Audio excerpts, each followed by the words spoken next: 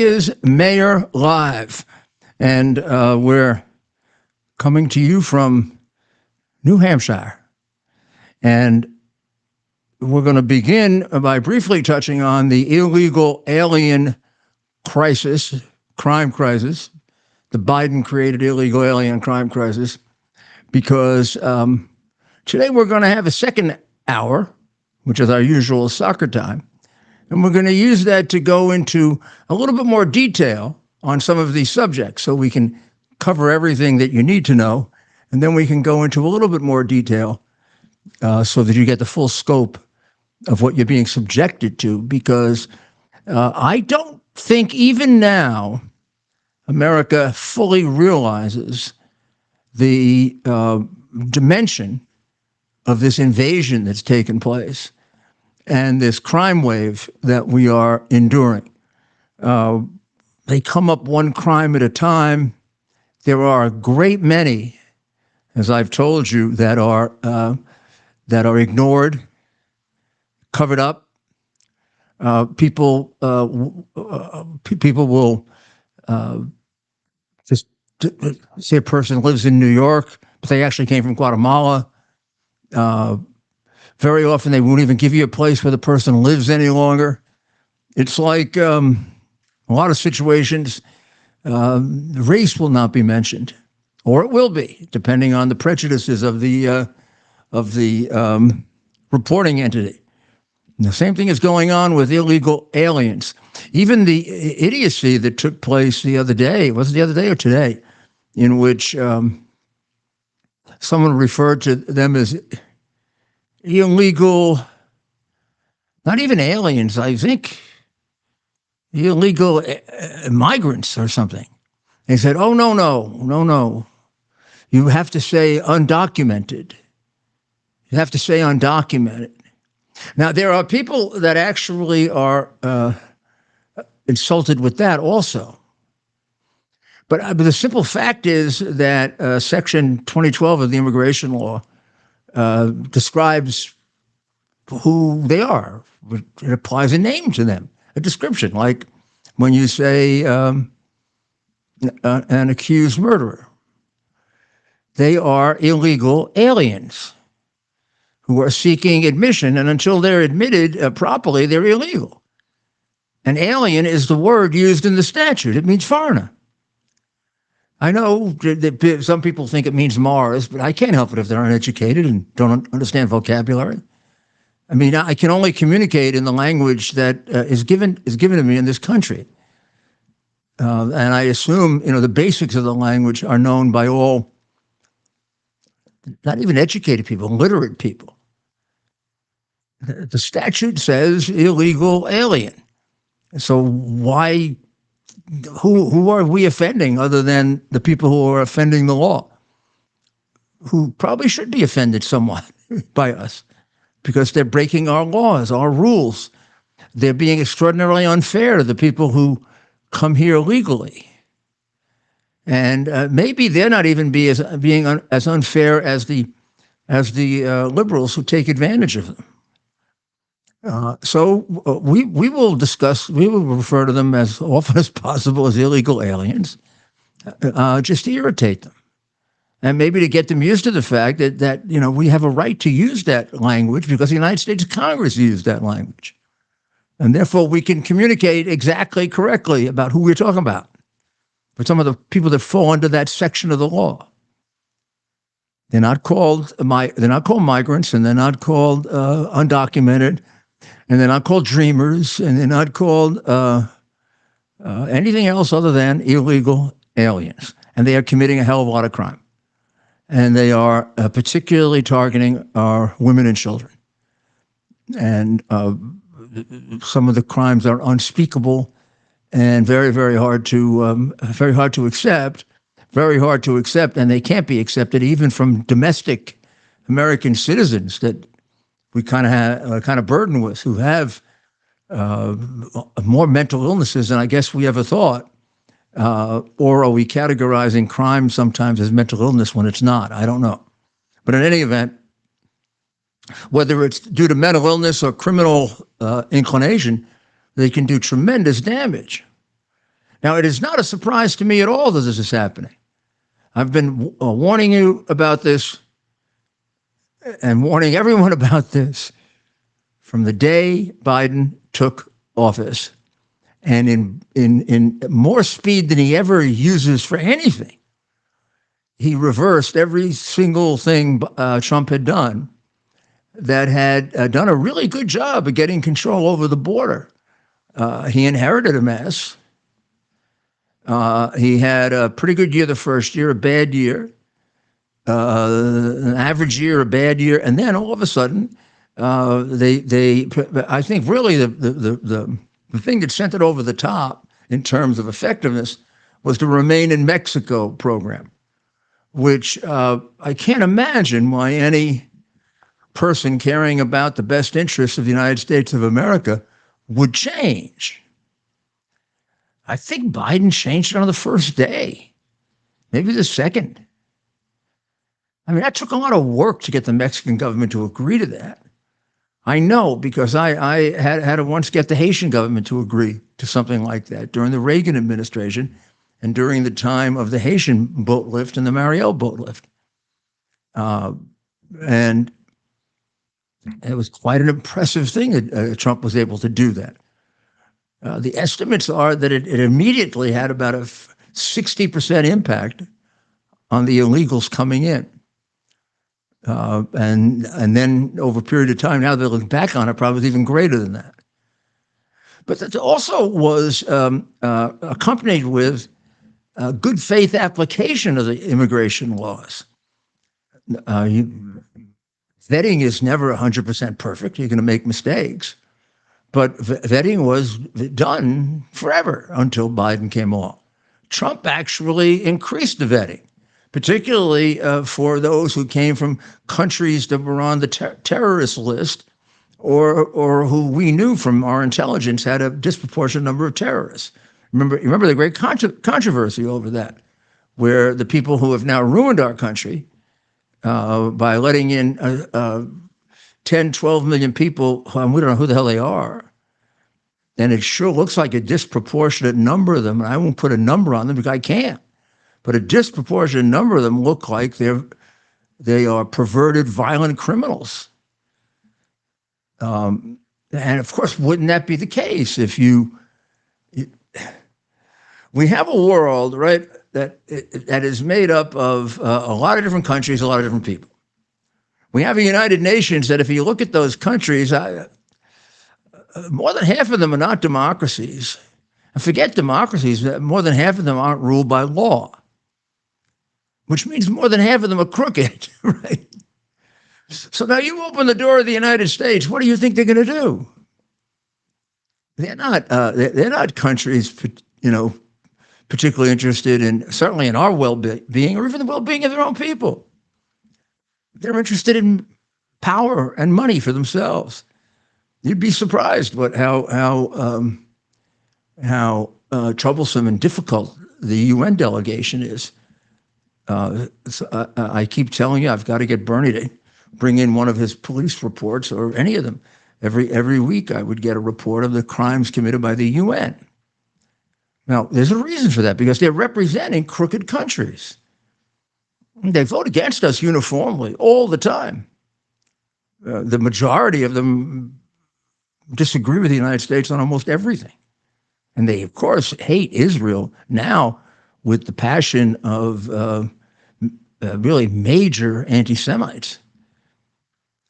So you open the door in a world like this, and you're going to get some very, very dangerous people, which is what you're getting. Right here at home, a 13-year-old boy and girl at Casino Park were attacked by an illegal who used a machete, forced them into the woods, basically, tied their hands with shoelaces, and raped the young girl. There's an article today in the Post describing how admirable she was and how strong she was to be able to describe the rapist with such great accuracy. including, of course, can we show a picture of him, Ted? Ingolandi? Yeah. Christian Giovanni Ingolandi. Well, I want the one of his body that shows the tattoo. She described the tattoo in great detail.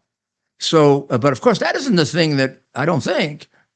Remember, she did such a good job and the artist, the sketch artist, did such a good job of doing the sketch, which is tough. I mean, that's tough. First of all, it's tough to remember generally. That's why eyewitness testimony is always so challenged, because the old law school, right? Exercise actually never happened in my law school. Our professor, some professors just told us about it.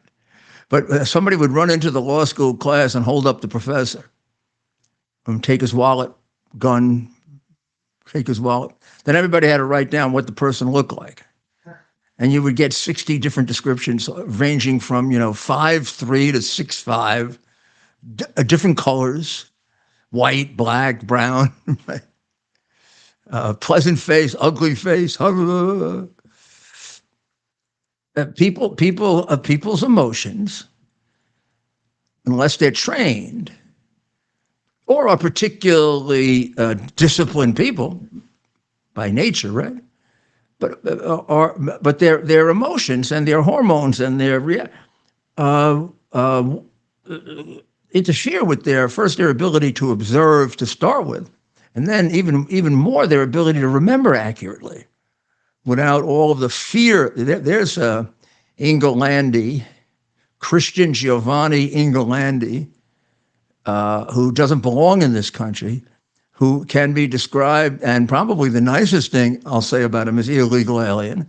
I might use the animal description that Trump used and all the people in Casino Park, including the men and women who captured him, including one woman who was very proud of her having tackled him and saying, the women had to stand up for themselves also. And I was enormously impressed with that. I think her name was Soretti, Miss Soretti. But in any event, there were several heroes that day, including the gentleman who that the picture said to him, "I remember a guy like this coming into that deli." And I don't remember now, and it's a little unclear in the description, whether he actually saw him in the morning and then came back, or he knew that he frequented that deli from seeing the young lady's composite of him. And again, once again, tremendous credit to the young woman who went through such a horrendous experience and was able to give such an accurate description, and to the sketch artist. Because after all, the sketch artist has to, no matter how good a job you do, their ability to work off you is a hell. I mean, I've participated in those things, been a while, but I did. And both with the FBI and with the police department. And it's quite a talent. I mean, it's quite a talent to be a painter anyway, but it's quite a talent to get it right. So she got it right enough so that they were able to identify him, and the community really arrested him and held him for the police. Casino Park, God bless you, my fellow New Yorkers. I'm so proud of you. You don't really change much, Sometimes our leadership does and gets really awful, but our people, great people. Great people. It was 108th Street Grocery in Queens, and they grabbed him at 1 a.m. last Tuesday, and now he's going to get prosecuted, and let's hope they don't do a brag on him, right? And let him out. See the brag let all the Columbia people go? Oh, that's ridiculous. He prosecutes Trump for a trumped up crime, right? for a make-believe crime, a bookkeeping error made into a felony and made into a federal crime when he has no right to make anything into a federal crime, not a federal prosecutor. And then he lets all of these people go. They burned stuff there. They broke into the office of the president. It sounds like they were like the January 6 people on steroids. I don't think the January 6 people burned anything.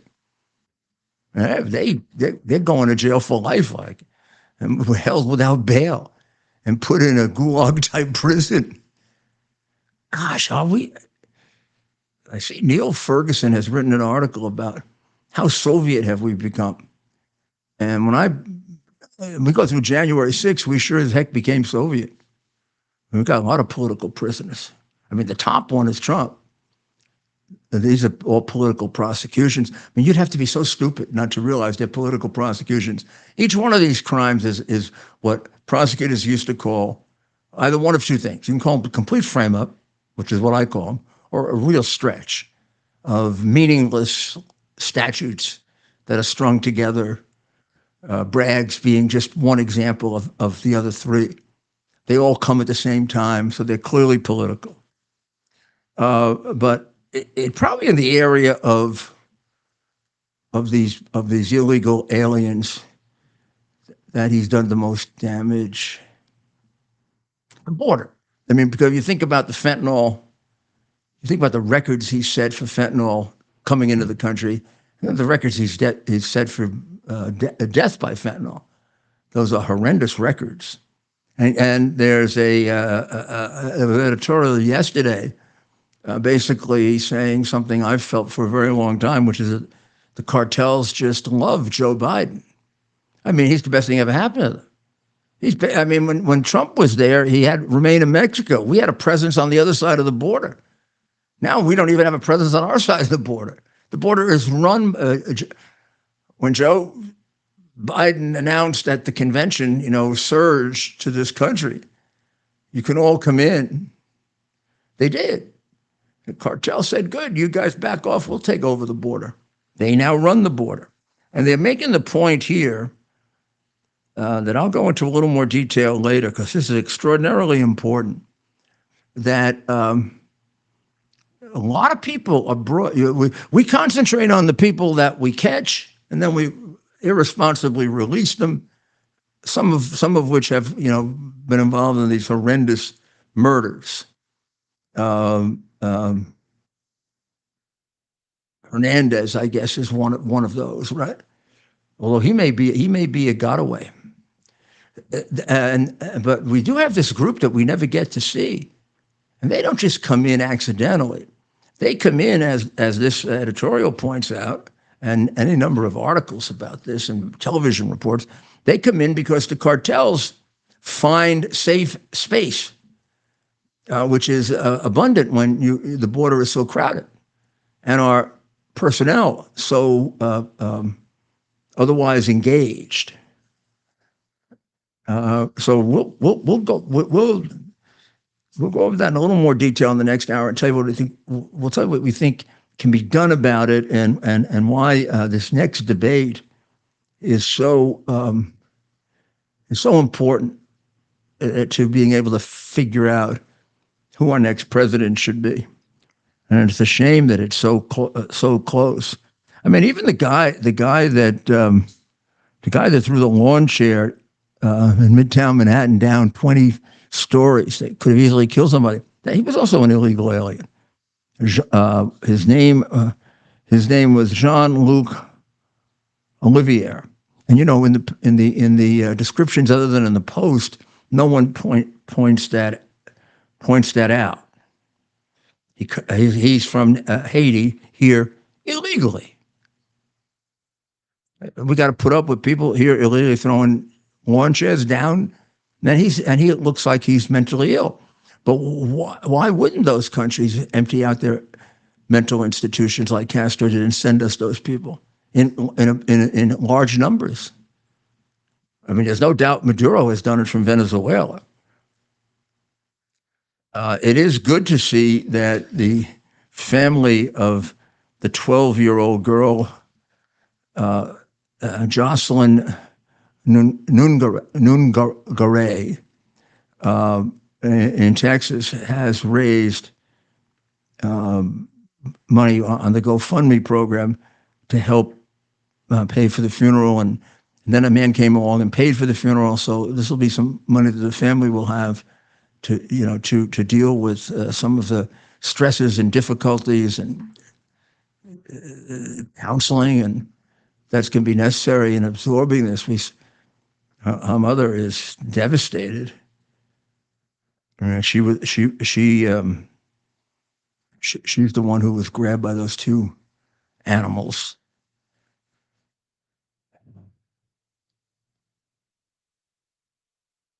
From Venezuela, of course. Now, who knows if they weren't let out of prison? Who knows, huh?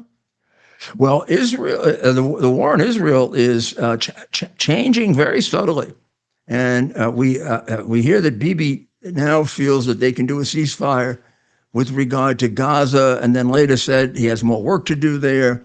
But I'm going to tell you why I think he's doing that, and we'll see if I'm right. But we'll take a short break, and then I'll give you at least my thought and for what to look for in that at least subtle change of position, if not actual change of position. We'll be right back. And if I put my name on something, I truly believe in it. Today, I'm thrilled to introduce you to something I'm incredibly proud of. My own brand of organic specialty coffee, Rudy Coffee. Believe me when I say it's the best coffee you'll ever try. It's smooth, rich, chocolatey, and gentle on your stomach. It's so good, I even recommend drinking it black. It comes in 3 varieties, including what I promise is the best decaf you'll ever have. You can order now by scanning the QR code on your screen or by visiting rudy.coffee. By supporting Rudy Coffee, you're not just treating yourself to exceptional coffee, you're also supporting our cause, the cause of truth, justice, and American democracy. You'll also be supporting the Call to Action nonprofit, which is devoted to helping veterans and first responders. So you can make a difference and taste the difference by ordering today at rudy.coffee. And we're... well, don't forget to get your Rudy Coffee, huh? It's really good. And I've got a bunch right over there. And had a really nice 2 cups today. Sometimes I have 3 or 4. Today I had just 2. Sometimes I'll have 5. Mostly it's 2.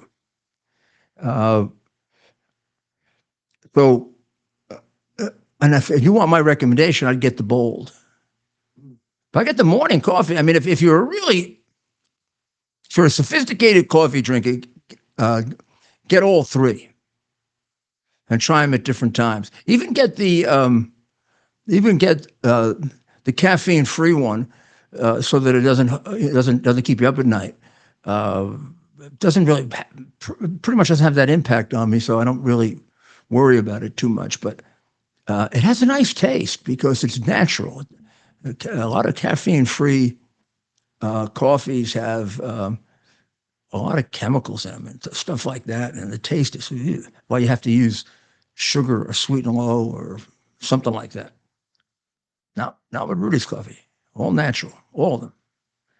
So go to rudy.coffee, right? Ted, is that it? Rudy.coffee, that's right. All right. The Israeli war, I think Bibi is realizing he's gotten as far with Hamas as he can get without blowing support from the United States. And that he may have to go back in there anyway at some point. So he might as well use up his resources to take on Hezbollah, which is what I think is going to happen.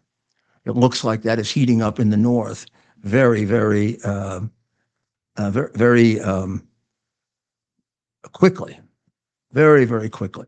So let me see if I can tell you what happened. Just from the results, you can get a sense of it. The Hamas killed an Israeli citizen in what the Israelis believe was a terrorist attack in Israel. somebody that they targeted. So the Israelis, of course, responded immediately, and they pounded multiple targets in Lebanon on Saturday. And they went after a particular Hamas weapons supplier, in fact, the largest, which will have an impact on Hezbollah as well. And his name is Amon Garma. And he supplied weapons to both Hamas and to the Egyptian terrorist group. And he was targeted, and he was killed near Kiara by the Israeli Defense Forces. They also, according to the Hamas-run media, the Israelis over the weekend killed 42 people. And of course, they say that 24 of them were killed at the refugee camp. Now, they could all be members of Hamas hiding at the refugee camp, surrounded by civilians. And on Saturday evening, the IDF also did a hit up in the north, and they hit and took out several Hezbollah operatives and sites in southern Lebanon. So they are definitely fighting a two-front war. On Saturday in the afternoon, they hit Gaza City, killed 42, including signaling out the weapons arms dealer, kill him. And then in the evening, they hit Hezbollah up north. That's been hitting them much more heavily in the last couple of weeks. Also, the Houthi rebels claim that they attacked the USS Eisenhower and also an international cargo ship called Trans World Navigator. They don't say under what flag it was flying, but they do say they hit the USS Eisenhower, and somehow we don't seem to know about it, or at least Dodelberg doesn't know about it because he's all locked up at Camp David, getting ready for the debate for 8 days.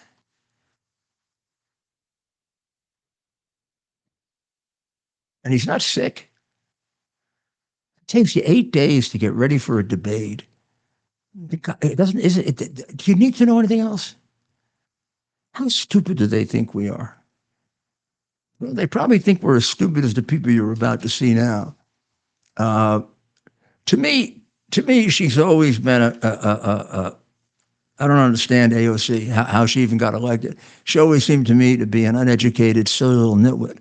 And she certainly has no class.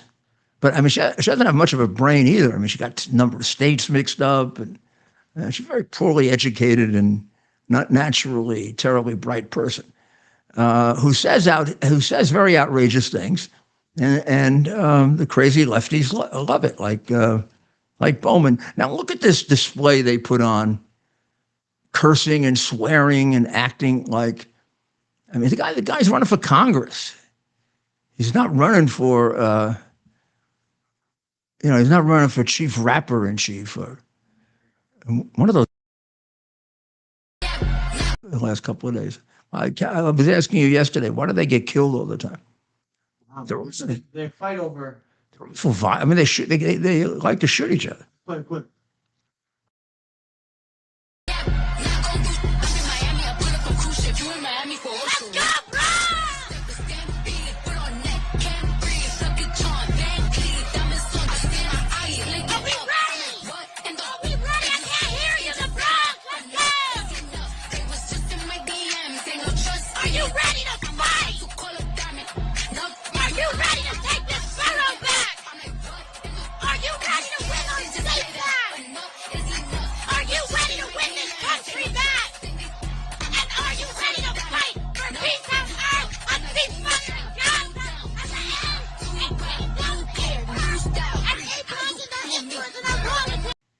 And then Bowman says, our people are more powerful than the Jews. Mother effing South Bronx.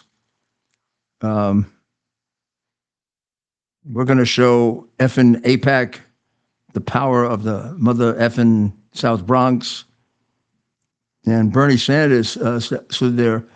He actually used normal English. and didn't act like a piece of trash like Bowman and AOC. I mean, I think he's going to get wiped out. But what about wiping her out? I mean, she's an embarrassment. She's a silly, and she's also foul. Yuck. Then we had. I mean, I think this is part of the song here. Hoes better lower they tone when they spittin'. Bitches is washed soap on the dishes. I apply pressure like boa constrictors. I don't think that's going to challenge Shakespeare. It's a Cardi B song. I have no idea who Cardi B is. I can't imagine having a name like Cardi B. She's a rapper. Does she kill anybody? She's supposed to be a role model to the youth. Oh, is she? I mean, no drugs and stuff? No. Unfortunately, she is held up as a role model by some. But is Not she, by not is she like clean? No. Oh. No. You can't She's an indictment. She is an indictment of our times, Mayor. Don't they have any like clean rappers, like they don't use drugs and they don't use horrible language? I will say there's a reason. Friends of mine now, some of them are young parents, and they listen to country and country music is so nice here compared to this. Yes, some country. I don't Except know for depressing country. I know they say terrible things, but I don't understand them. So you have to show. I mean, I have to.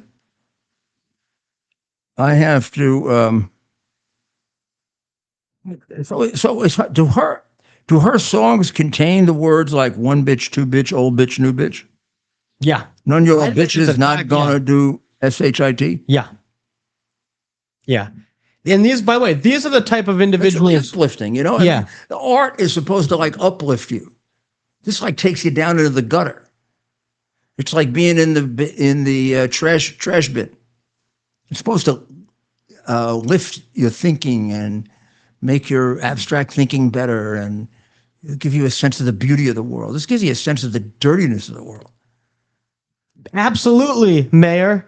And it's by the way, it's not good for. Is that why so many of these people are stupid? Well, think of being a young person, and that's the type of stuff being shoved in your face, played over the radio. I guess nowadays online, lyrics like that, Mayor. And that's, by the way, that explains why they're demonstrating for a terrorist group that likes to kill women and children. Yeah, because they don't have a brain. The brain has been soaked up, like the Godfather used to say. You're spending too much time with that girl, Sonny, and making your brain soft. You're spending too much time with this stupid junk stuff where these people kill each other for fun, and it's making your brain soft. I mean, the breakout of anti-Semitism this weekend was startling. I mean, it was startling to me to see one on the West Coast and one on the East Coast. I mean, really unbelievable. And then, of course, a lot in between. Again, we'll go over that in a little more detail in the second hour. I want to show you some pictures of it. But basically, a Jewish mother and her husband were beaten up at an attack for being Jewish. Well, she's Jewish. He's actually a Christian. And they attacked her and for being Jewish at a fifth grade graduation. And their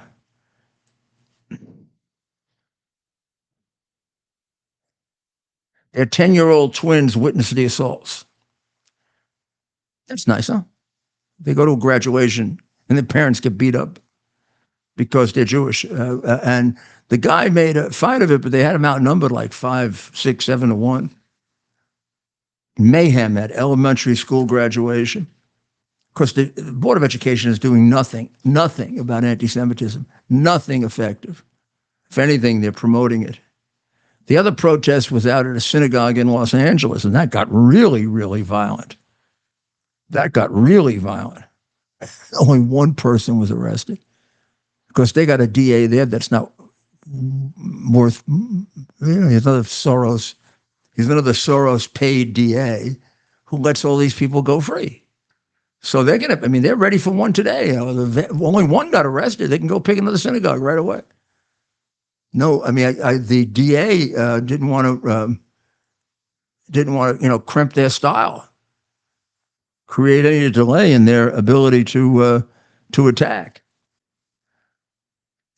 Also, it was a bad couple of days for our heroes in blue. We had a sheriff in Oakland County, which is Detroit, basically, shot to death on Saturday night. He was investigating a stolen car. They were following a stolen vehicle when the suspects stopped abruptly, came out, 3 guns ablazing, and killed him. As the chief says, the 2022 Chevy Equinox with an ambush. And they've taken 3 people into custody. And I hope again they don't have a Bragg or a Soros. I don't know. I don't think Detroit has a Soros prosecutor, if I'm not mistaken. No. I think I think when we were there, I was asking. They seem to think they have a real prosecutor. I'd have to look. Wayne County is diff. So in Michigan, you got Oakland County, Wayne County, and Macomb County. I'd have to look again. You have to look at Oakland County, yeah. At Wayne and Oakland. Oakland's got a liberal, but I don't think she's not a Soros. She's definitely got liberal leanings. So but tell she's me, not Soros.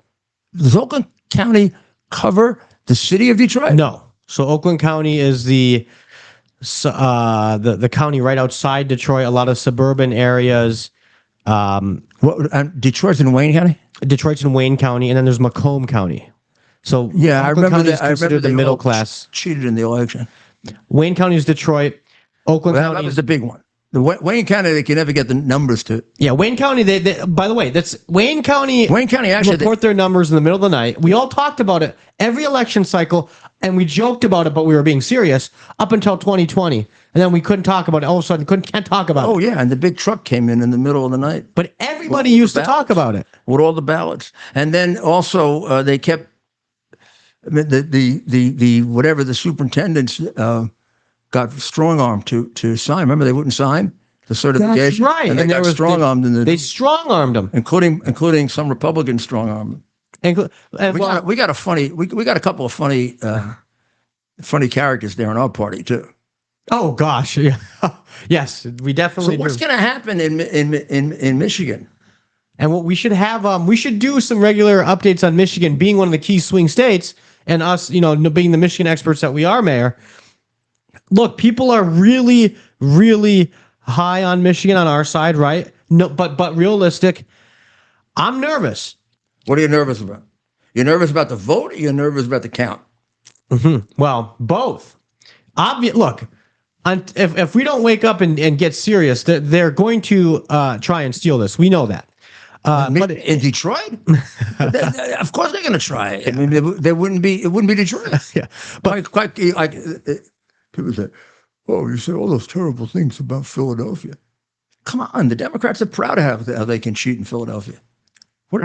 Absolutely. And by the way, I even cheat when they don't have to practice. And you remember after the 2020 election, Mayor, we had the campaign, President Trump's campaign. We were taking in thousands of calls, right, in the days after the election from concerned citizens, people that you didn't know, people I didn't know. Oh, the hearing with the legislature in Michigan was a disgrace.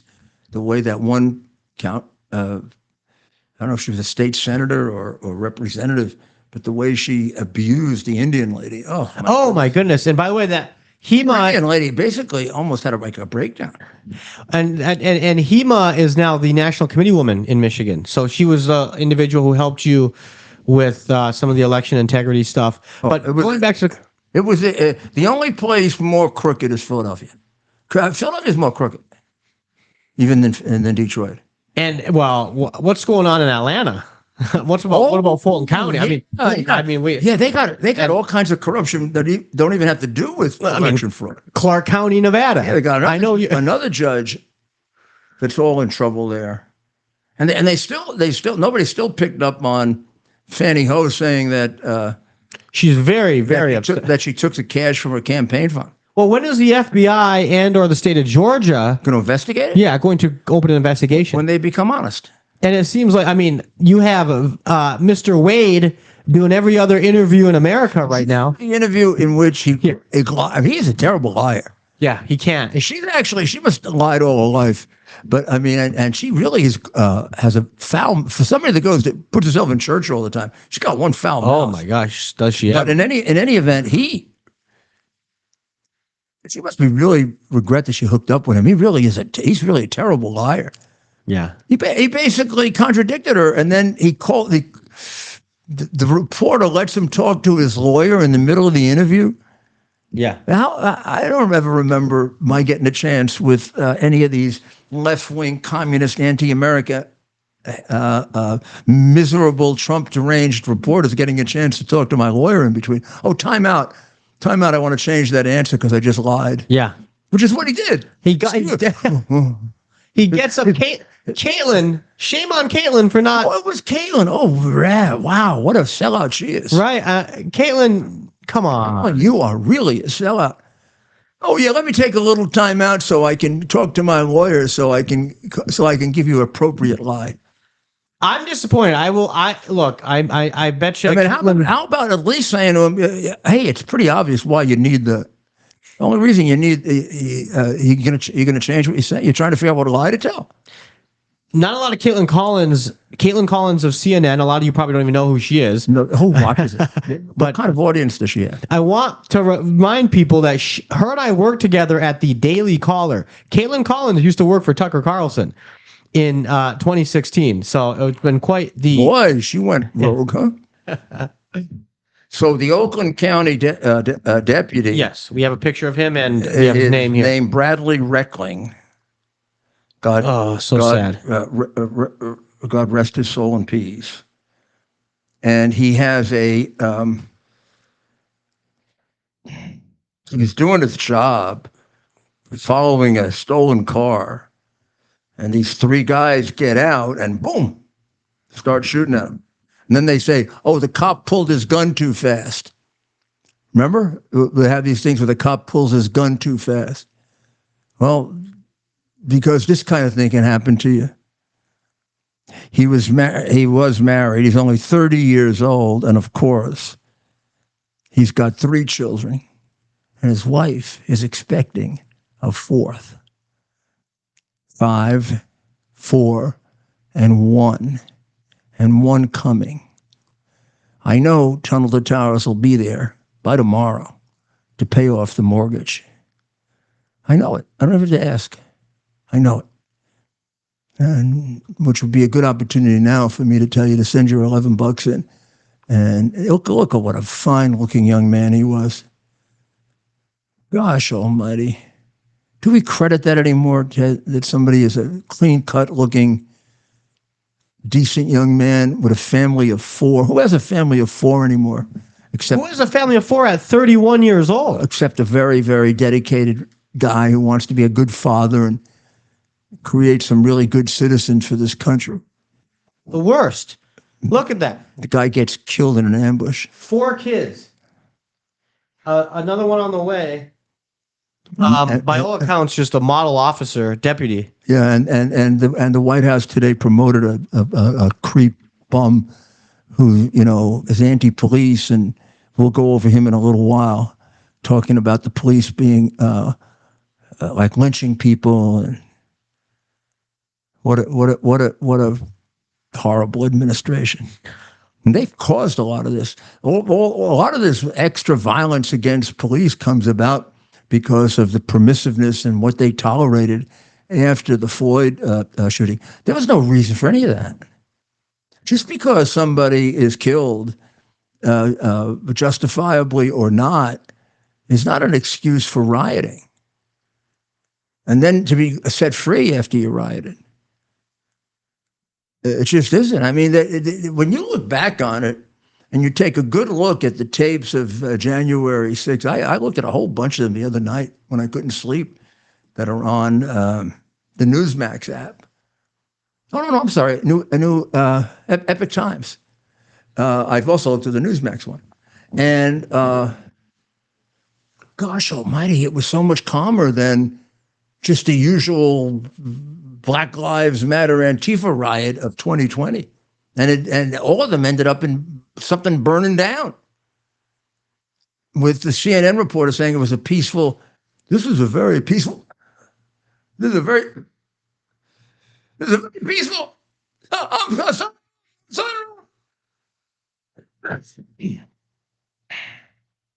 to do a comedy show, making fun of those bums. Well, the Oakland County Sheriff said some beautiful things about Mr. Reckling and what a great police officer he was, and I'm sure that's right. And I'm sure that everyone is going to. Is there a place where they can donate? Well, first of all, as I said, Tunnel to Towers will get you in on making sure they get the mortgage paid off. They did leave something here. I think that you can go through the police department. Oh, more information on how to donate to Reckling's family can be found on the Oakland County Sheriff's Office Facebook page.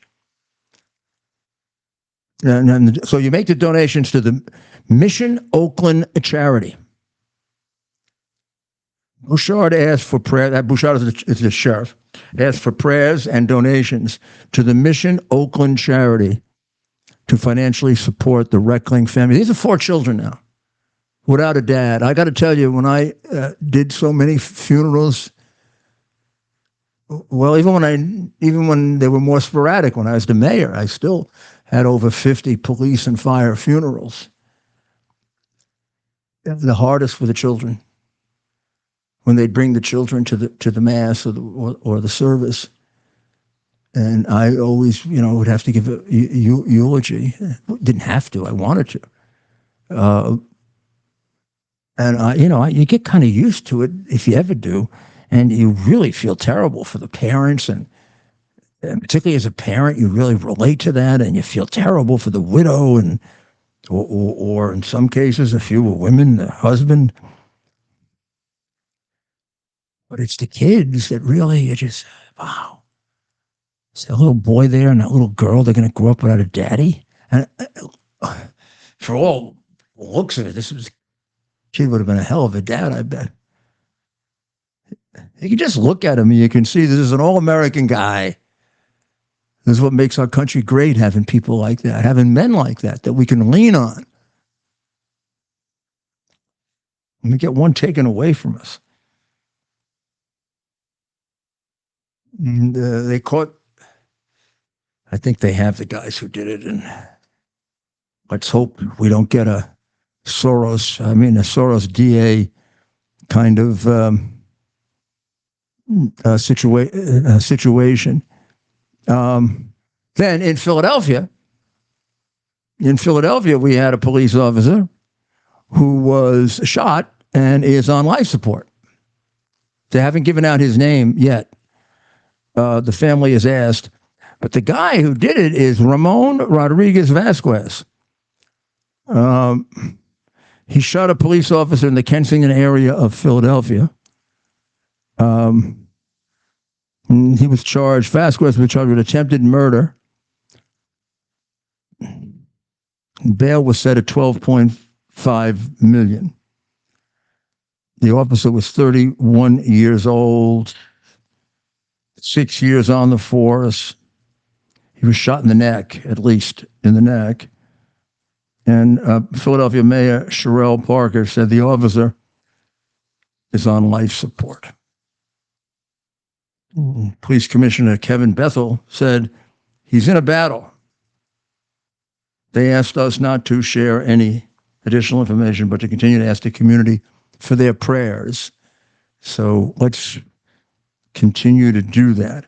And then I won't even tell you what District Attorney Larry Krasner said, because Philadelphia set a record for homicide 2 years ago under Larry Krasner, and it's because he doesn't prosecute anybody. He's a funded Soros guy with millions donated to him. The police can't stand him. And he can't stand the police. It's really very helpful when they don't work together. And Vasquez opened fire on two officers, and he hit one.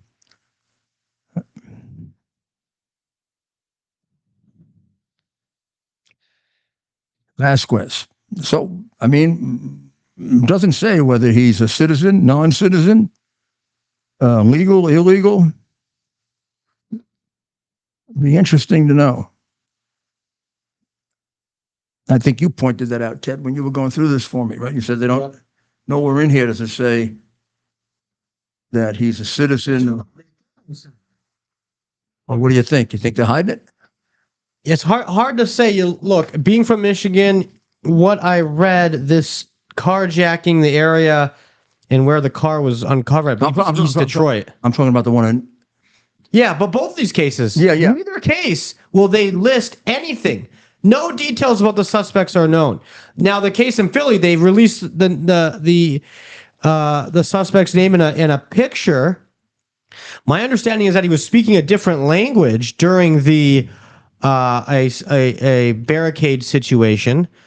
So we know that. The one in Philadelphia. Philadelphia, the gentleman, and a translator was involved, and that's what I've been reading here as we talk about this, Mayor. A translator was involved. Well, maybe he's just an American that never learned English. Look, that's a definite possibility. So we don't know how often yet. Have they done this? I mean, they did it with Lake and Riley. Athens man Athens man from Venezuela. Queens. Remember when the Queens? Yeah, same thing. They had all the descriptors, but they wouldn't say what did it turn out to be. We have multiple situations in Michigan, previous cases. What good do they think it's going to do? Don't we have to know this is happening to us so we can stop it and save our women and children? Because they don't even care about women and children. I mean, I know they want us, all the white men killed. But there's a mix, Mayor. Some of it is on purpose and being done by bad faith actors. I think others may think they have this silly idea of, well, you can't, we saw it on MSNBC, right? You can't go after these heinous crimes because then somehow you're painting an entire group. Well, no, it would take an idiot. Well, that means you go after nobody because everybody belongs to some group. Yeah. I mean, everybody belongs to a group of some kind. Yeah. Whether it's an ethnic group or a neighborhood group or. Well, you're not allowed. Yeah, even if you're a non-ethnic, you come from Arizona, so it attacks all the people of Arizona. But that's how they message it, right, Mayor? You're not allowed to call out real problems when it comes to. And here's the other thing they try to do: they try to compare illegal immigrant crime rates to citizen crime rates. Crime across the board. We're trying to eliminate it, right? We're not supposed to have any. That should be zero. Of course, there shouldn't be any here. I mean, there should be a zero. I mean, you start off with the fact you got enough of a problem with your own people. You got all of a sudden you got to have people coming in, and you got to know the way Biden has done this that he's inviting criminals in. Those countries are going to send us criminals. They're going to send us their worst people. Who wouldn't? Well, certainly a communist like Maduro. Maduro's got crime down. Oh, this is great. He loves Joe Biden. Of course, Venezuela's going to try and fix it for Joe. Look at their crime rates. Well, we'll be back very shortly, and we'll catch you up on a few of the things you have to know, so you can proceed properly in taking our country back. Good night. We're having the biggest sale ever on overstock clearance and brand new products. For example, save 60% on our Goose Down comforters, the best comforters ever. They go perfectly with our MyPillow bed sheets and duvet covers. Save 25% on our brand new kitchen towels. They're made with the same technology as our famous My Towels. Our initial quantities are extremely low, so get them now before they go. Our seasonal flannel sheets are finally in. You save up to 50% and they sell out fast every year, so order now. They're truly the best flannel sheets you'll ever sleep on. Or save up to 80% on all our clearance items. And this is where it gets even better. For a limited time, your entire order ships absolutely free. So go to mypillow.com or call the number on your screen. Use that promo code to get deep discounts on all MyPillow products. And for a limited time, your order ships absolutely free. Ted had a great idea. Oh, welcome back. Ted had a great idea. You know, we lose these clean-cut kids. The White House has the ability to find some of the worst people, which is why they make some of the worst decisions. You know, we keep blaming Biden and saying, well, Biden is cognitively impaired or demented or stupid or any number of things. And I guess we all have come to the conclusion, except, you know, the silly liars on CNN and MSNBC, that he's not making a decision. Some little directorate or committee. Some people think it's Obama. Some people think it's Obama with a group of people. But look how stupid they are. Look at the decisions they make. Open the border to everybody so they can come in and kill our women and children. Well, open the border so that you can get lots more fentanyl in there so we can kill more of our people and China can make a fortune. I mean, these are decisions that only, I mean, I hate to, only traitors make decisions like this. But then they just promoted a guy to the White House communications team. Now this guy's name is Tyler Cherry, and he's got a history. He's got a history of tweets that are really take your breath away. In 2015, with the death of Freddie Gray, a black man who died in police custody, praying for Baltimore, but praying even harder for an end to a capitalistic police state motivated by explicit and implicit racial issues. Who thinks capitalist but a communist? What? Time to recall. Months later, he posted on X, time to recall that the modern day police system is a direct evolution of slave patrols and lynch mobs. Where did that come from? Policing comes out of lynch mobs. Hey, pal, I had 4 uncles who were cops. They had nothing to do with lynch mobs or when the Ku Klux Klan came to New York, we made them take their damn masks off. Oh, twit. Jackass. Time to recall that the modern day police system is a direct evolution of slave patrols and lynch mobs. And he gets promoted. Of course he should be in the White House. I mean, I don't even know why we're objecting. They kind of stand for the same thing, right? Right.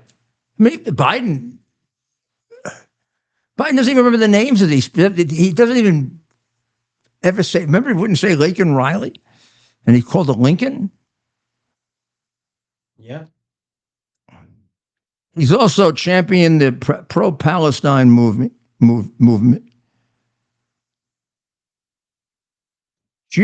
Cheer, sing in bars to ending the occupation of Palestine. No shame and F your glares. I support Gaza. Free Palestine.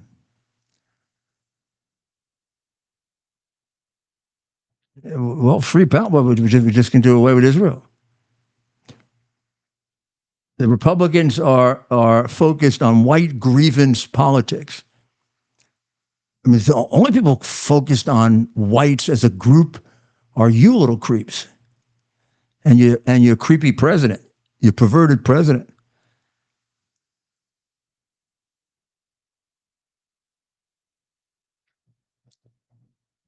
He says that his past social media doesn't reflect.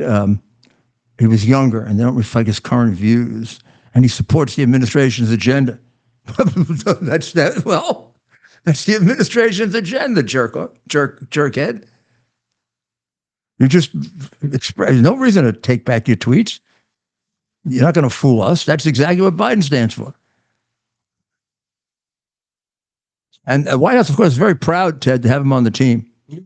No, he definitely a good look for them. You know, it's so weird. Police hater, an anti-Semite. Good. It's like it's like they're almost goading us until they want us to say something, right? Which we're willing to do. This No, guy, look at them. Honestly, they take themselves seriously. I think you're right. They're that. Yeah, they're really sick people. I look at that. My dad would slap me if I had a nose ring or especially that was his official White House picture that he had there. So Big rings. Stephen W. Mosher in the Post is arguing for we should demand reparations from China for COVID. You're damn right we should. And it was on purpose. We know it was on purpose, and it was covered up by Fauci. And I don't know why anybody is so confused about Fauci. Fauci's the one that said, oh, China would never do it. They wouldn't want to lose any of their own people.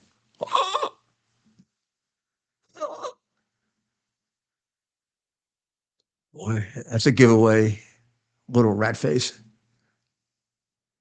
There's also, the other day we showed it to you. The Post did a thing about how much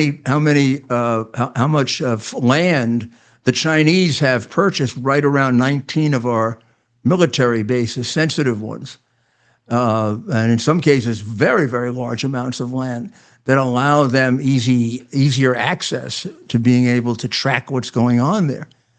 And basically, they're advocating a law that would throw them out. They throw us out. Well, he won't do it. I mean, he's owned by China. He won't do it because he is owned by China. Well, we're going to take a short break, and we'll be right back. And we're going to go into depth on three particular stories, meaning just a little more detail. And Ted and I will discuss it, and maybe you send us a few questions. We'll be right back. Delivers on its promise to do good and never forget the sacrifices America's greatest heroes have made for us. Heroes who risked their lives to keep our communities and our country safe. Heroes like United States Marine Corps Captain and pilot John Jeremy Sachs. Captain Sachs sustained fatal injuries when his military aircraft crashed during training, killing him and 5 other service members. He's remembered by loved ones as courageous, brilliant, and devoted to his career, family, and friends. John is survived by his wife, Amber, who gave birth to their second daughter 3 months after his death. Tunnel to Towers paid the mortgage on the family home for Amber and their 2 daughters. The foundation has helped over 1,000 military and first responder families navigate the worst of times by removing the burden of a mortgage payment. Our nation's heroes and their families need your help now more than ever. Donate $11 a month to Tunnel to Towers at T2T.org. T2T.org. That's T, the number 2T.org. T2T.org. Please donate now. This is Rudy Giuliani back again with you, and the first of the stories that I want you to get a full scope of, and I can kind of review this because we've been through it a few times. This killing of women and children is getting to be epidemic in nature. I mean, there's a lot of it, and a lot of it is coming from illegal aliens, and there's a reason for it because. This isn't even doubtful to me, at least. Trump has said it a few times, but I don't think anybody else has. They're emptying out their prisons and insane asylums because a lot of them are communists and they're copying what Castro did. I mean, look at the guy who threw the table down from 20 floors up. He's an illegal. And his family says he's a nut job. He probably was in a hospital, in his case, probably Haiti. But I think the place for sure that they're coming out of is Venezuela. So he's getting rid of his street criminals, which is why crime is down, and he's getting rid of the expense of his jails and insane asylums, because we're getting some real heavy Venezuelan criminals in the United States, both at the street level and the gang level. The Trans-Aragua gang has made big inroads in the United States, thanks to Joe Biden. I mean, they should give him a piece of their action, the way the Ukraine organized criminal did, or the way the one in Russia did, or the way China did. He's used to taking money from organized criminals.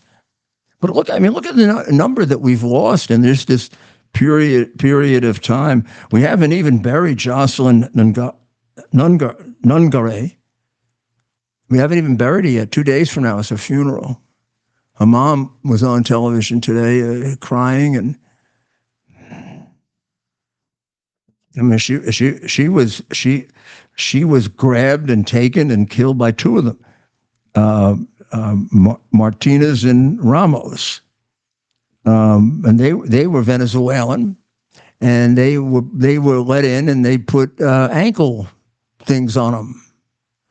One guy had been good for a long enough time, so he was able to take it off. I mean, the purpose of it isn't for you to be good. The purpose of it is to make sure you don't run away. It's a substitute for being in prison. You don't kind of like you wear it for 3 months and you don't do anything to it, and you can take it off. I mean, it's ridiculous. First of all, when I ran this for Ronald Reagan, we put them all in jail. We had, 100,000, or it wasn't 100,000, what was it, 12,000, 15,000, 20,000 detention. We built detention centers. Oh, we got sued. You get sued for anything that you do that's good. But we prevailed, and we stopped it, and we started doing the evaluations right off the coast of Haiti on a ship, on a Coast Guard cutter, similar to Remain in Mexico, and it ended. It was my job, delegated by the Attorney General and the President, to protect the American people, not to make all these illegals happy. My job to protect you. Sometimes making all the rest of the world happy is inconsistent with protecting you. And this is one of them. Because Johan Jose Rangel Martinez, 21, and Franklin Jose Pena Ramos, 26, are animals. And these animals were let in the United States. Were they let out of a jail by Maduro? I don't know. Sounds like it. They proceeded to kill her pretty quickly, and they started talking to her. They got her near a wooded area, and they got her in there, and they did her in. I don't know exactly what they did, but and they're ratting on each other. I think one guy is saying the other guy was well, whatever. The other guy did the bad stuff, not me. How you ever going to know with two animals like this? Gee, isn't it amazing? Any of them are willing to say, gee, Trump turned out to be right from 2015 when he came down and warned us about this and had it under control? I mean, how about 400,000 as compared to 3.5 million? That's a year. The Trump totals, maybe 2.5 million. About 60% of which were thrown out. Biden, about 10 million, about 80% of which we have. The Trump people that came in, we knew who they were. We vetted them. Not always perfect, but we vetted them, and we got rid of a lot of bad ones. Got rid of a lot of bad ones from terrorist countries with great objections from the liberal assholes. He can get rid of anybody. He's got a director of the FBI who's crying his eyes out because he's afraid he's going to get blamed for a terrorist attack. So he's telling us, oh, we got loads of more terrorists than ever before. Why didn't he tell us this three and a half years ago when Biden started letting them all in and stopped vetting them? When he invited them, come on in, everybody come in. We don't care who you are. We don't give you any trouble with the border. Chinese got a little annoyed it was taking too long. He cut it down to 4 questions. Why should you have to take long if you're coming in illegally? You might as well get in real quick. You can start doing your spy. Look, if you're coming here to spy, we might as well let you just get started right away. So these two bums who killed Jocelyn were charged with capital murder in the state of Texas. Or was it a federal case? I would think it would be a state case. Good, because it means the death penalty is possible. I don't see Texas backing off the death penalty with these two animals.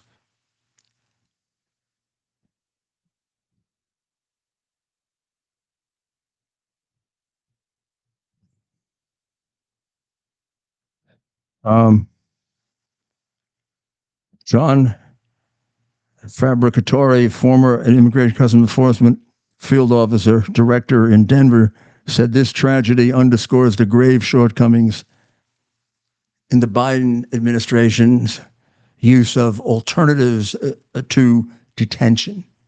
Alternatives to detention is you can walk around with a bracelet on that you can take off and go rape and kill somebody. Many single illegal alien males, like the two charged with this heinous crime, exit the monitoring program within 30 days. Who is that protecting? It's just what the communists want. And Biden has given it to us. The Democratic Party has been fighting for open borders for the longest time, right?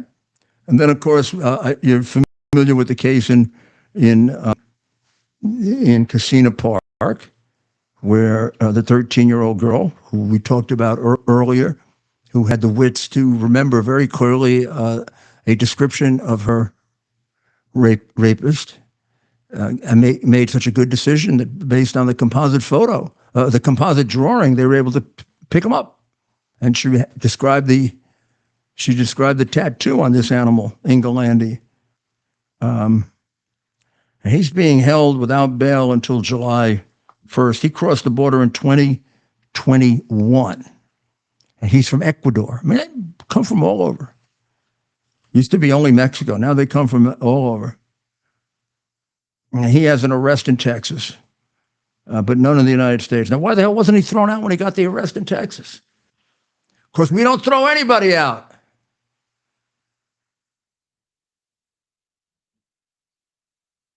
Yeah. We don't throw anybody out. That's a good point. And then, of course, we have the horrible killing of Rachel Marin, leaving behind 5 children, right? 37 years old, 5 children. Goes out for a run at a park called the Ma and Pa Heritage Trail. And this animal, Hernandez, Victor Antonio Martinez Hernandez, crossed the border 4 times. The last time as a gotaway, but I'm not so sure he was a gotaway. I'm not a got. I always explain this because nobody else does, just like nobody else tells you that there's clear evidence that Joe Biden got money and millions. Clear evidence. When anybody says there's no evidence, they're lying. They're lying. Completely lying. It's right there in the hard drive, in Hunter's own words. Same thing here. This is completely due to Joe Biden. This guy'd never get in by anybody else. I mean, they had four shots at stopping him. So you got 3 groups, right? You got the big number that we know, and that's the group that gets stopped. Now, you can talk to any number of border agents, and they say, we stopped vetting a long time ago, sometime around, after Trump. because the numbers are too great. I mean, they're dealing with what, 8 times, 10 times, 15 times the numbers that Trump or even Obama were dealing with. Obama's head of Homeland Security thought 1,000 a day was too much.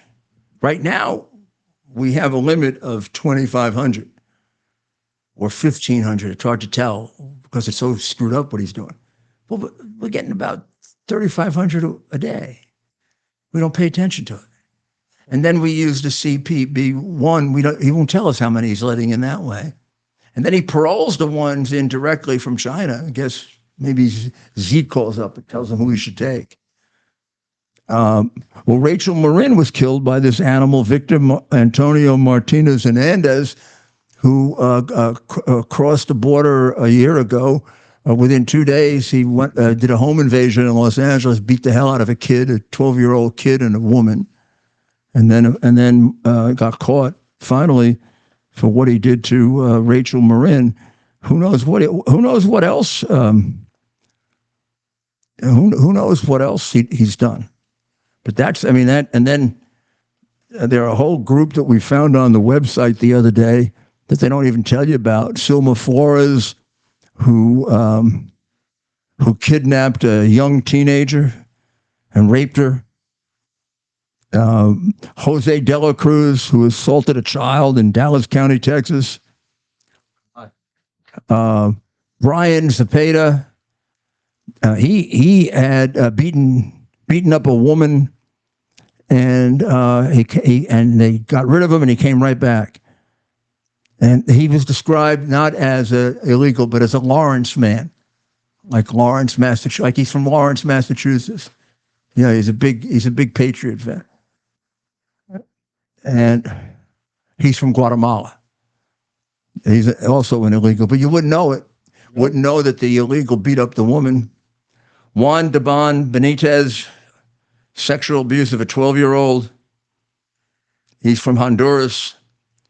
And he was in Black Hawk County, Iowa, all over the country. It's all over the country. They're attacking women and children all over the country, and they are here thanks to Joe Biden's failure to enforce the clear law of the United States, which Trump, who is going to debate him very shortly, did. And I hope he makes this really, really clear during the debate. I stopped them and you let them in. And these people would be alive today if it weren't for you, Joe. I don't care what he says. You know, if your party hadn't cheated and been allowed to cheat and put you there, these people would be alive. He should really say all the people in Ukraine would be alive if they had kept me as president and not you. You know that Putin wouldn't have invaded with me as president. And then if he says, well, he didn't. I mean, he invaded under you, he invaded under Obama, and he invaded under Bush, but he didn't invade under me. And pretty good proof that I'd have kept those people alive, and you got them all killed. It was about 300,000, Joe, you got killed. Sounds like Gates was right, your former co-cabinet member. You've never made a right decision about foreign policy in your life. I didn't say that. Gates said it. So the debate, are you looking forward to it? Yes. Somebody was saying, Ted, that it might be, the audience will go over 100 million. It might be the most watched thing on television other than the landing on the moon. You're talking about the debate? Mm-hmm. More than the Super Bowl? Of course, they might. They think it's going to beat the Super Bowl. Yeah. Wow. There's only one. It might only be one, right? That would be a reason, yeah. Mm-hmm. Now, it is the summertime, almost. Well, Biden lucked out getting CNN. What? Biden lucked out getting CNN for this one and only debate. Well, they didn't luck out. He asked for it, and Trump gave it to him. Yo, yeah. Because it's the only way Trump could get him. Ah, okay. I see what you're saying. I mean, Trump had Trump had no bargaining position. I mean, he wouldn't have debated. You think he would have debated it with Fox? Even Fox, he wouldn't debate on Fox. Yeah, you're right. And all he needs is one reporter to ask him a tough question, and he'll fold. Just one tough question. They want to, and you know, Tapper and Dana Bash can pull you up his backside. It's going to be interesting to see how they live on the innards of his backside. Yeah. Right. It'll be interesting how they try to normalize this guy Thursday night. Like, how are they going to react well, I guess we'll wait and see. This is going to be must watch. Well, you know, the thing about it that's really fascinating is they both have to do the same thing in a way, but for different reasons. They both have to reduce or dispel a negative view of them that's been created, and you decide whether for real or not. Biden's negative view, I think the most prominent one, is that he's non-compass menace, that he's cognitively impaired is a nice way to say it, completely demented is another way to say it. So he's got to dispel that, because the American people, pushing like 65%, think he's mentally unfit for the job. Now, are they going to sit still and actually vote for him? I mean, how many of them are going to, if they continue to believe that, how many of them are actually going to continue to vote for him? There's not much enthusiasm for him anyway. Even when they're tied or the times that he's ahead, Trump is always ahead in enthusiasm.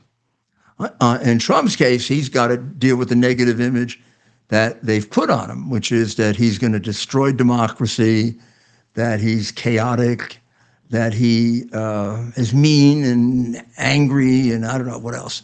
So the answer is Biden's got to get through it without making a jackass out of himself, right? Right. And Trump's got to get through it looking like the nice guy that he is. Yeah.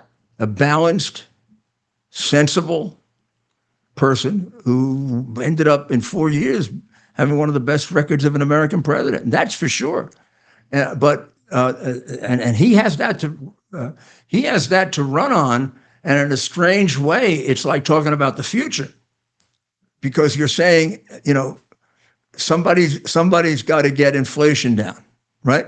Yeah. Well, I did already. In fact, under me, you had the lowest inflation probably under anybody. Number two, we got to get more real jobs for people and more real increases in wages, because inflation has meant actual reduction in wages.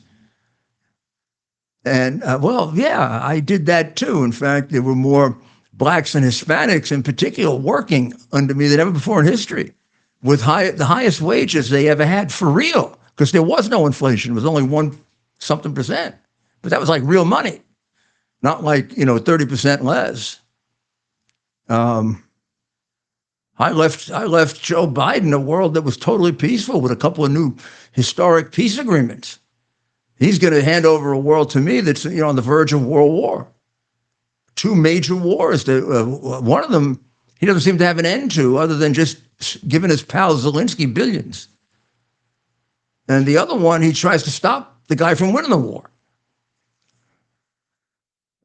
I mean, that's fine to do that. That's what he should do. I guess I think he's got it, because I think as I watch him as a candidate over the last couple of months, this is the best he's been as a candidate, I think. I think he's been,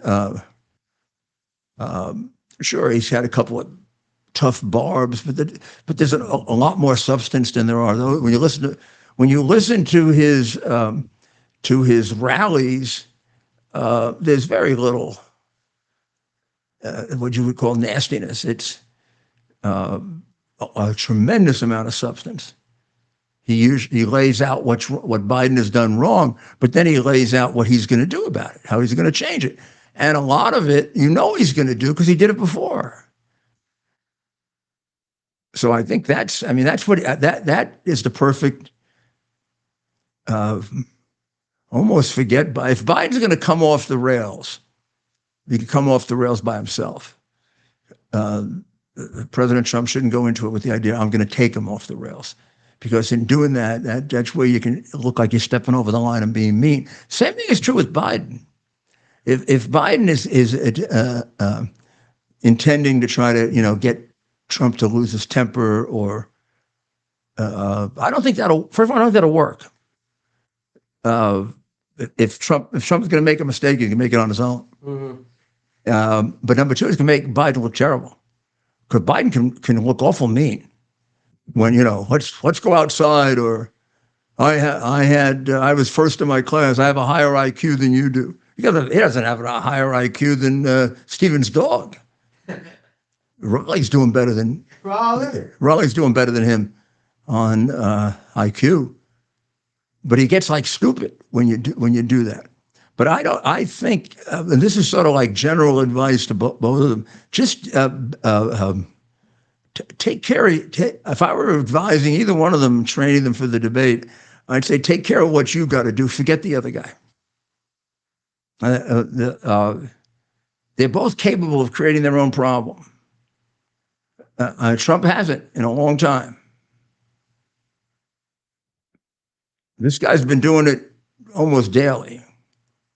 So just sit back and let him talk. I also think the 2-minute turning off the microphone will help President Trump, because I remember in the debate, there were times he cut Biden off when Biden was ready to go off the rails, because he was and he was very emotional. He was very angry at the way he was treated. I think he's channeled that much better now. So on the merits, if we weren't dealing with Biden doesn't he have a low bar? He has no bar. Biden will win this debate for all the suckasses in the media if he doesn't faint. And if he does faint, they'll accuse Trump of putting something on his podium or something. They'll say, "Oh, we're going to prosecute him for bringing in smelling salts." Whatever happened to the President Trump's request that they both be drug tested? Yeah, what? Let's do it. Someone I was listening to today says he's pumped up with Ritalin, and you can tell because his eyes his pupils are really dilated. His eyes are like, and you notice most of the time he's like this. Yeah. And then all of a sudden he comes out for this, and he's like, yeah. Mayor, you know what they're going to do now? They're going to take that picture of you. But just like they do to President Trump, right? They're going to... Yeah.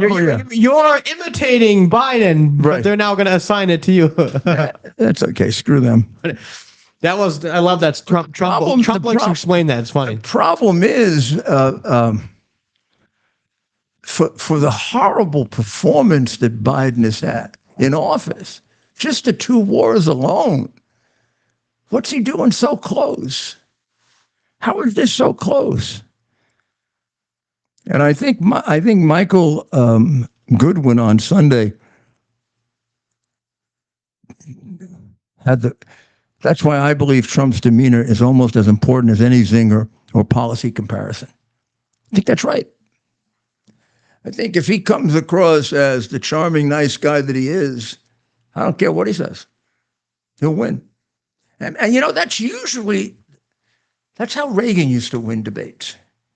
It wasn't like he got the policy issues across, but it was that charming personality that people just liked and they wanted to vote for him, right? Right. So, Ted, we're going to have special coverage of it, right? That's right. And it starts at 8 or 9. I've forgotten. 8 o'clock. 9 o'clock. 9 o'clock. 9 o'clock. Just so tune in to America. So Mayor Live. We're gonna have debate pregame show. We'll model it after a kind of like the big game, the football game. We'll get a couple of people. Yeah. Some like dopey old coaches and stupid players. He gave 100%. No, I gave 110%. Yeah. He gave 110, but Biden gave 110%. And then you go, is that all he's got with 110%? That's it? So we got to get some washed up. What a schmuck he is. Oh, boy. Who can we get? Some campaign, old campaign people, right? Old washed up. You got to know a couple of them, Mayor. You got a couple. You can pull a couple of your friends out of pull some of your friends out of a hat. Yeah, we'll pull them out of jail. They're all going to jail. All my friends are going to jail. But we'll get that'll be nice. So folks will be able to watch us here. Maybe we'll start even earlier, because we're going to have to end at 9, right? Unless you want to do a watch along. No, we will start a little earlier, and we'll give people recommendations on popcorn and stuff like that to watch, and then they can throw it at the screen at the appropriate time. Yeah, and then maybe we'll come on after, maybe not. We'll see. Yeah. But you'll want to tune in Thursday. We may want to come on after and get our 2 cents in. And tonight, on our way out, we have to look. We got to play our. We had a nice interview tonight with Stephen. State Senator John McGuire. Yeah. With State Senator John McGuire. So I'd like to but that'll be a nice treat on the way out. So folks, you want to stick around. We have the first interview with. He reported this to us. All the votes have been counted, and John McGuire has defeated Bob Good in Virginia's 5th congressional district. Some of our audience won't like that because Bob Good was a card-carrying conservative. Donald Trump, I'll tell you that. But that's the problem. Bob Good, as conservative as he might be, he backstabbed Trump at a time when we can't do that. Changes of position for my taste, and therefore I thought a change was necessary. So let's bring you up to date a couple of other things. Some Jews in France are going with what used to be the anti-Semitic party, Marine Le Pen's party, because it wasn't her, it was her father. And they believe that there was a Nazi who helped establish that party, or ex-Nazi, And the father was always accused of being a Nazi. She never was, but she was his daughter. Well, it turns out that she and the new president of the party, Bardella, got very active on October 7 and thereafter in supporting Israel. And the Jewish vote is starting to swing toward them. And they think that her party will get the most votes in the June 30 election. I mean, there are going to be 2 big elections coming up, one right after the other. There's the June 30 election in France on June 30th. And there's July 4th election in the UK, which I think they picked on purpose to irritate us because it's our Independence Day. So they're going to have an election on our Independence Day. But I tell you what, we're going to pay more attention to our independence celebration than we are their election, because their election is kind of like pathetic. That Sunak guy, the only guy worth it is Nigel, and Nigel can't win. He can only get about 18% of he might come in second. And a lot of people think that if he really disrupts the Conservative Party, that they're going to have to come over to him in very much the same way as the Republican Party has had to come over to Trump. Nigel, we'll see if we can get Nigel on, get an interview with him before the election. What do you think, Ted? Yeah. We've had Nigel on before. Nigel's a really good guy. After Nigel did Brexit in 2016, he came over to the United States and campaigned for Trump. And we also are going to bring you up to date. We'll do it tomorrow on the Texas Children's Hospital. There's a real scandal going on there. And the FBI, and I just got to find out a little more about it. The FBI is acting really, really suspicious here. You got 2 people, Dr. Ham or Heim, and nurse Vanessa Savage, who maintain that they are doing gender-affirming treatment, both surgery and hormones, even though there have been laws against it in Texas. And not only that, they've been fooling around with the records in order to get Medicaid for it. So Ham gets indicted by the U.S. Attorney's Office for violating HIPAA, which is the law that protects the privacy of your medical records. Except he says, I gave away the facts, but I never gave out the names of the people. And also I'm reporting a crime. Nothing that it would seem to me that HIPAA doesn't prevent you from reporting a serious crime. No law should prevent you from reporting a serious crime. And they've indicted him for it. Typical FBI. And then the FBI then went to the nurse who has said that she witnessed this and saw this and threatened her. Told her she knew any better, she keep her mouth shut. which is exactly what they said to John MacIsaac. John MacIsaac, who gave me the hard drive. They told him, you'd be a lot better off if you keep your mouth shut. And the FBI is something serious. I mean, it isn't just, there's something wrong, really wrong. And there's something really wrong with the guy running it. And I don't know how the hell well, I can see why he's lasted this long under Biden. He's basically fixed one case after another for him. Even they tried very hard to fix the Hunter Biden case, and Hunter wouldn't go along. Hunter wanted a complete exoneration, I guess, of what he actually did. Gee, Hunter.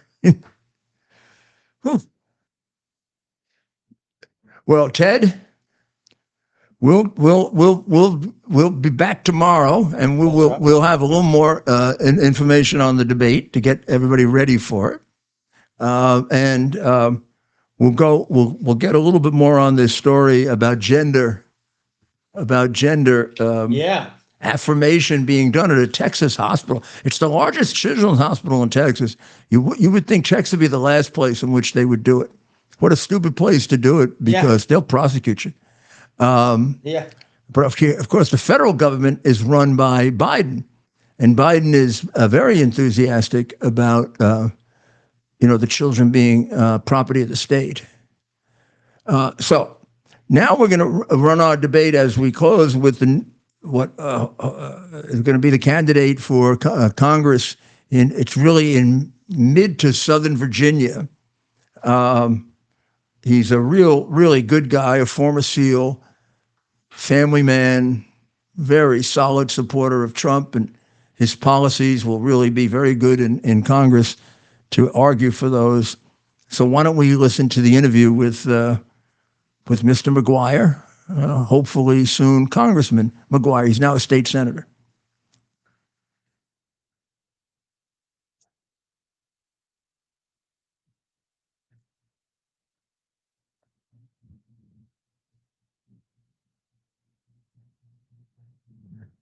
Right now a state senator and soon to be a member of Congress, a really fine candidate, and tough race, but he's got a decisive win.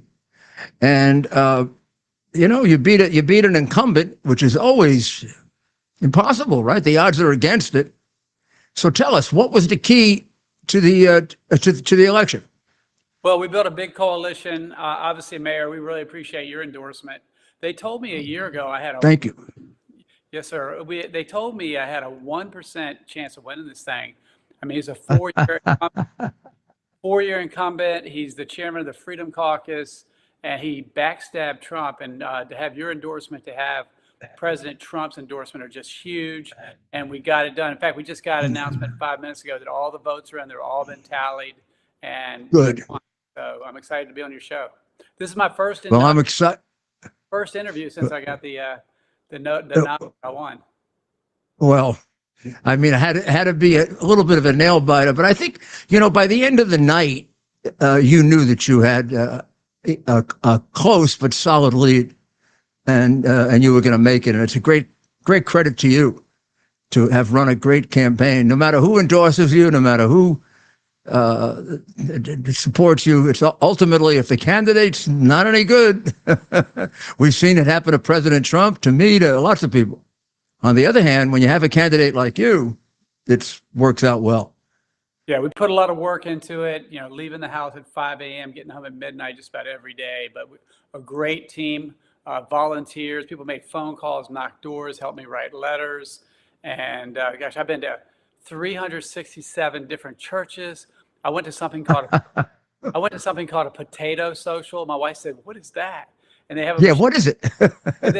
It sounds pretty good. I'm kind of hungry right now.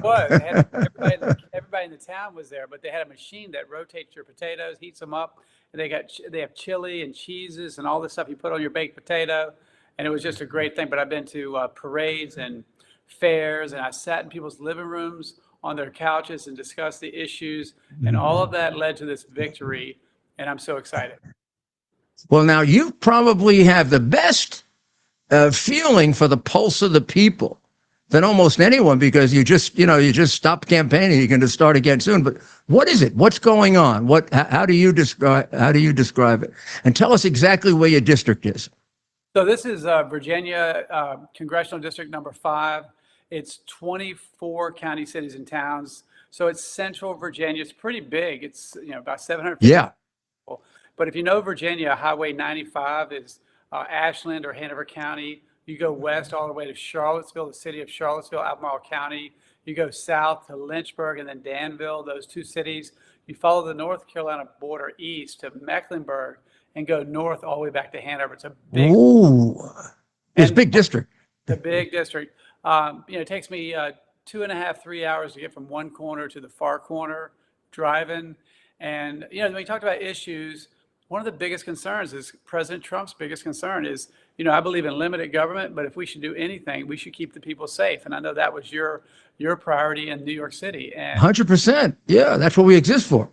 that's right. And you think about the open borders, and you keep seeing these young girls killed, raped across our country. In Campbell County, in this district, a 33-year-old illegal alien released from jail 4 times recently raped a 14-year-old girl. And so when was that, John? It was probably 2 months ago. It's all Oh my. and you probably Yeah. about the 12-year-old girl. And so it's evil. It's good versus evil. And we've got this lawlessness. We've got to get law and order. And so that's a big priority for all Americans, and especially here when I'm knocking on doors, is they want to be safe. And so we've got to do that. And then, of course, people that used to eat out, with their family at a restaurant twice a week, Sure. are lucky to eat out twice a month because everything's more expensive. 100%. Everyone will tell you that. And I think about Only person who won't tell you is Biden. right. Well, Biden doesn't know what day it is, but I don't know what kind of drugs he's going to take for that debate, but I'm looking forward to it. Oh, it's going to be interesting. Someone the other day told me it's going to be a very, very super form of Ritalin. And he said to watch his eyes, that his eyes will be like that. That's right. It's going to be Trump against 3 people. But let's see. Another thing is, the cost of everything. I think about a young person's chances of buying a house with the interest rates up to 8% and a rising cost. And so I think if we get, when we get Trump back in there, energy dominance, get this economy in control, lower taxes, get things going, and make it a better place to live, work, and raise your family. But I don't know if you know, Friday, President Trump is going to have a rally in Virginia, in Chesapeake. I know that. He announced it really early, a couple of days ago. I thought that was really, Biden's going to go sleep for a week after it's over. He's going to be right in the middle of it. Right in Virginia, which I think, do you agree? You would know better than I do. Is it up for grabs? Oh, yeah. Virginia's in play. And Governor Glenn Youngkin is a Republican governor. He's he's a big supporter of President Trump, and he knows how to bring people together just like Trump. So, and of course, as your Republican nominee for the Congressional District number 5, I'm going to work my butt off with my team to make sure every vote in November he can. I mean, where Virginia goes, so goes the nation. If we win Virginia, we're going to win. So I'll give it all I've got. I mean, last time we had some allegations about problems in Virginia, but it seemed like it was the margin was just a little too much for the amount of time it has, and we never really pushed in Virginia.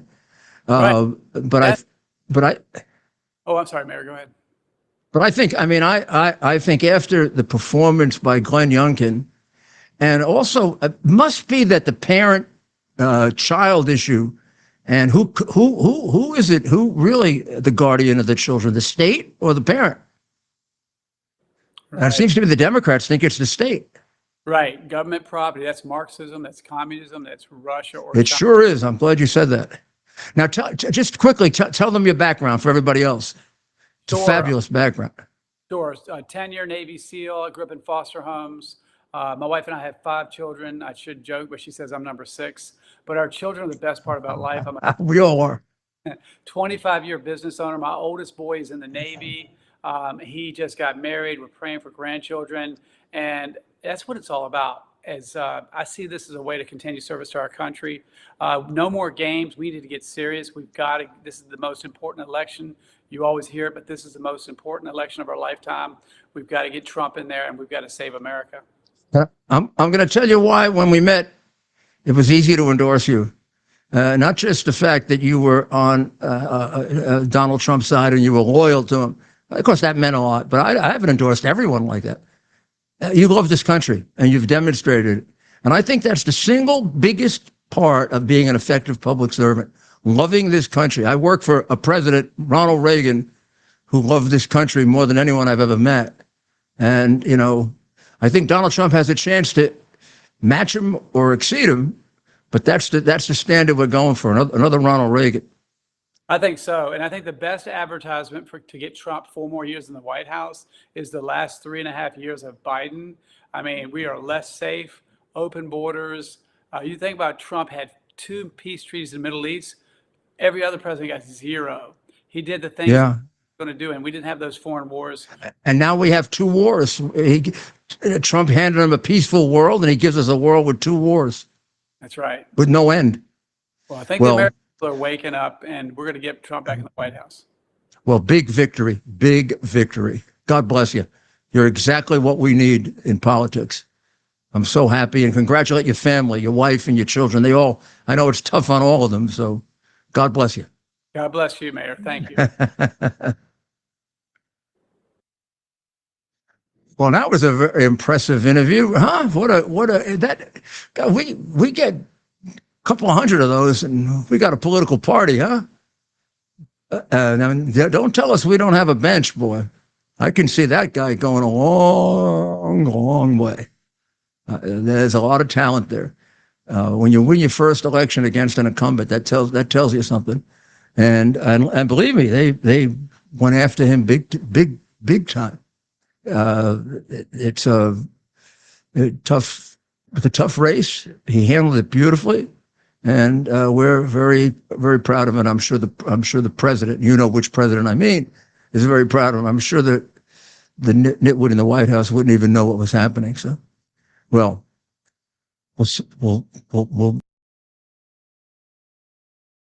bear the principle of common sense and rational discussion to the issues of our day.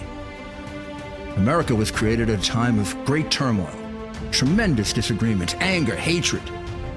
There was a book written in 1776 that guided much of the discipline of thinking that brought to us the discovery of our freedoms, of our God-given freedoms. It was Thomas Paine's Common Sense, written in 1776, one of the first American bestsellers, in which Thomas Paine explained, by rational principles, the reason why these small colonies felt the necessity to separate from the Kingdom of Great Britain and the King of England. He explained their inherent desire for liberty, for freedom, freedom of religion, freedom of speech, the ability to select the people who govern them. And he explained it in ways that were understandable to all the people, not just the elite. Because the desire for freedom is universal. The desire for freedom adheres in the human mind, and it is part of the human soul. This is exactly the time we should consult our history. Look at what we've done in the past and see if we can't use it to help us now. We understand that our founders created the greatest country in the history of the world, the greatest democracy, the freest country, a country that has taken more people out of poverty than any country ever. All of us are so fortunate to be Americans. But a great deal of the reason for America's constant ability to self-improve is because we're able to reason, we're able to talk, we're able to analyze.